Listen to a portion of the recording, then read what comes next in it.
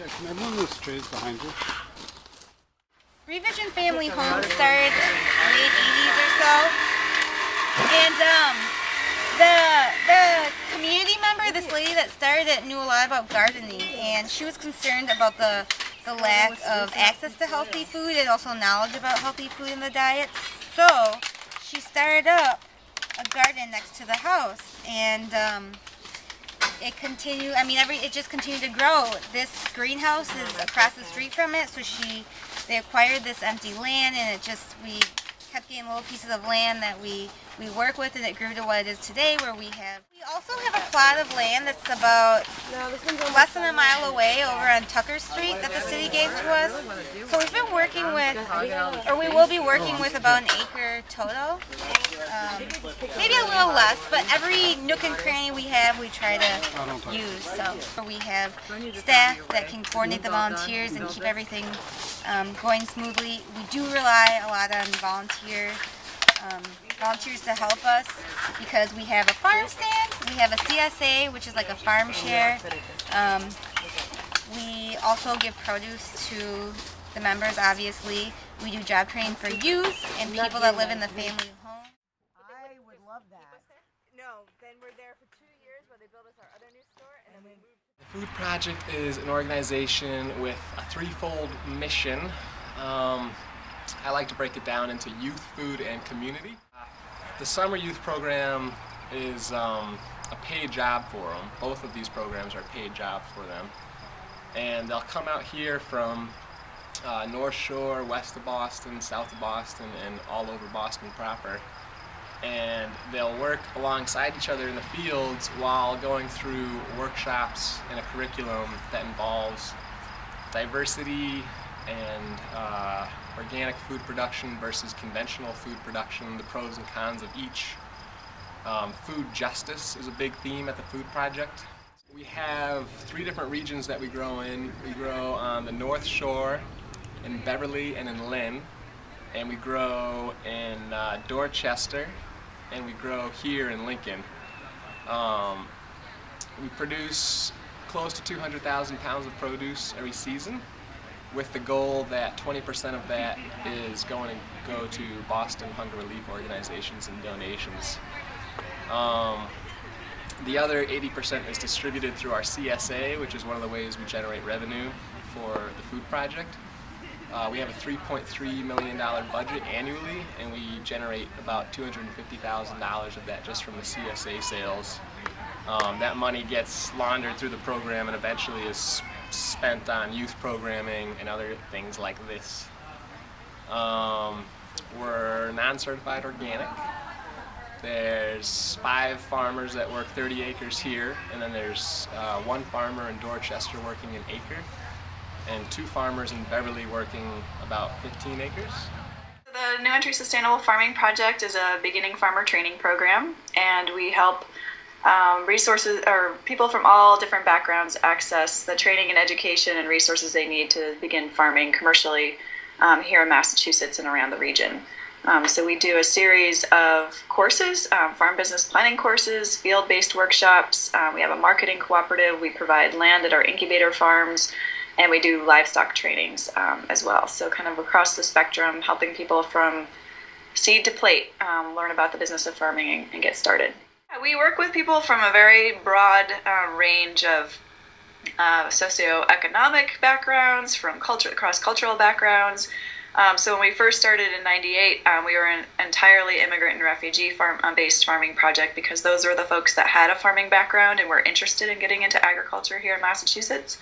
And then in around 2007, when the local foods movement kind of started burgeoning, we started getting a lot more interest by U.S.-born, American-born farmers. And so we did a sort of a strategic planning process and asked all of our partners and farmers and everyone whether we should expand our audience to anyone and everyone who is interested in learning about small-scale commercial agriculture, and the resounding response was yes, why not? So we opened the doors, and now our demographics are across the spectrum from, college graduates, young people, retirees, career changers, unemployed, stay-at-home moms, immigrants and refugees still. So it's a really broad spectrum.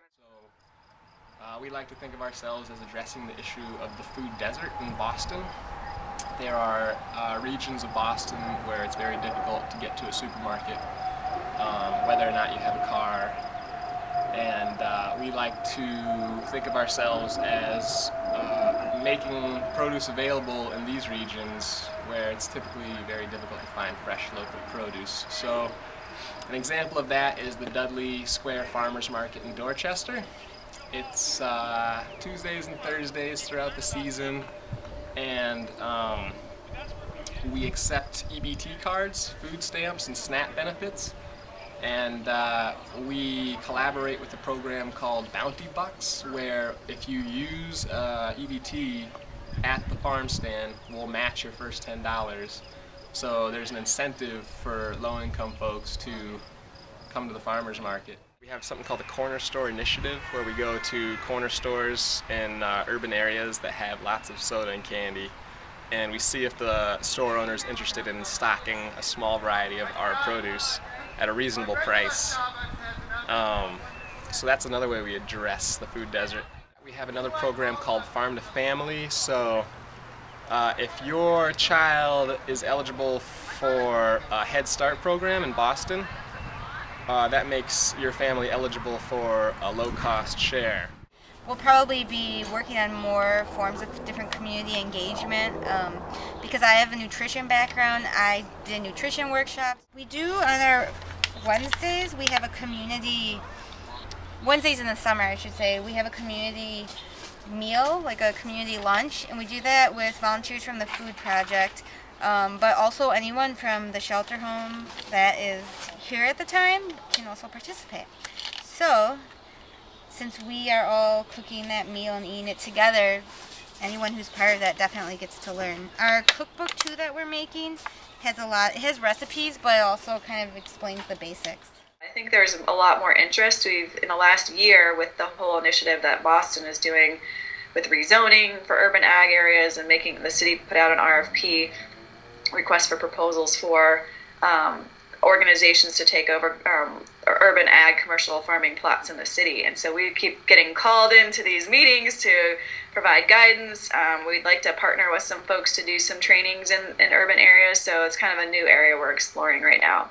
With the exception of our CSA program, which we do box shares, and we deliver the 23 different locations around Greater Boston and the Merrimack Valley, so all the food that's being produced on the 32 plus farms that are growing for it, it's not maybe being sold right in their town because it's getting aggregated with the CSA program, but then the farmers are participating in farmers markets in their local communities. They may be selling to restaurants and smaller stores within their local communities where they're growing, and certainly probably to their neighbors. Not a lot of our small scale farmers have farm stands where they're selling right on their property, but a couple of them do, so people can come to the farm and interact that way. We're kind of circling back around. Our CSA program has been very successful, but it's really reaching a demographic who can afford to pay for the CSA shares. So for the last year and a half, and this year in particular, we're doing a pilot program to really try to connect more with low-income consumers. So we're doing a low-income CSA share. We've been working with elder senior service agencies to provide fresh fruits and vegetables to homebound seniors, working with the food pantries, the summer feeding programs, the WIC program, Women, Infants, and Children program, and we work with the East Boston Neighborhood Health Center's Let's Get Moving program as well. So trying to integrate, many of our farmers are low income and live in poverty as well, when their farm income is a big source of their annual income. So they are also wanting to give back to their communities. So we feel like it's really important to make sure that the vegetables just don't go to the folks who can always afford to pay the highest price. I think across the spectrum, even urban, suburban, and rural areas, I think that the community building process is always fundamental, because we've faced that even in our suburban communities where I think, gee, what's wrong with a greenhouse? What's wrong with a hoop house? Or, of course we have equipment. We need to park it, on the edges of the field. And so for some people, seeing anything other than, what used to maybe be a hay field, which might have a farmer come 2 or 3 times a year to mow the hay, turning it into a productive vegetable field where you're tilling the soil and bringing in wash stations and sheds and greenhouses. that's a very different aesthetic look, and I think people get all hot and bothered when there's change in the landscape. And so figuring out, you know, how to build those relationships so that people see it as an asset and a resource and a productive community space. Yeah, I think when people find out that we're here, it kind of like brightens things up for them. Like, oh, there's this cool space nearby. I mean, this used to be all empty lots with really shady things. It was not a safe area at all back in the 90s. So definitely that's improved just the livability situation for everyone. And we try to work with them. I mean, we're working on doing more community outreach. So we're sure that we are working with them, the neighbors, and meeting their needs and not just what we think their needs should be. We do have neighbors or community members that get involved, and we also try to reach out to the different Boston public schools. So it could be during the school year, or it could also be that they come, you know, with the summer program. Yeah, so we want to make sure that we're getting community outreach, but a lot of people hear about us through the internet. So then in that case, people could be coming from anywhere. We've been working with the Food Project. We have volunteers from there, and also some of the Boys and Girls Clubs that are around. Bunker Hill Community College has been really great this year, sending us a lot of groups. So it varies a lot, and even the age varies too. We have the program that you guys are here participating in called Serve and Grow. It's basically 2 days a week, volunteer groups from corporate businesses all the way down to individuals and schools can come and work from 9 to noon on this type of a thing. Some of them have a little gardening experience, some of them have absolutely no experience. Absolutely. I mean, I think we're in this age where people are kind of missing that, you know, real visceral connection to where their food comes from, and, you know, kind of fascinated with the outside world. And, you know, we live in these nice homes that are, you know, climate controlled, and we go to our climate controlled office, and we live on pavement in urban areas. And so people who can get an opportunity to go out to the farm and be like, wow, I didn't realize this is what broccoli looks like on the plant, or this is so fun to like pick these sun-ripened strawberries and pop them in my mouth while I'm doing pick my own. And I think people want to have that experience to kind of educate themselves, and because local food is so much in the media right now with all these chef shows and cooking shows and you know, farmers markets galore, and everybody's into trying, you know, new recipes and things. So I think people want that on-farm connection and building community. I mean, you have a lot more interaction when you go and meet other people, like-minded people who are also, you know, participating in a community farm setting than just going to the grocery store where you push your cart up and down the aisle and don't talk to anyone except maybe the checkout person, if you even talk to them, other than saying, here's my money.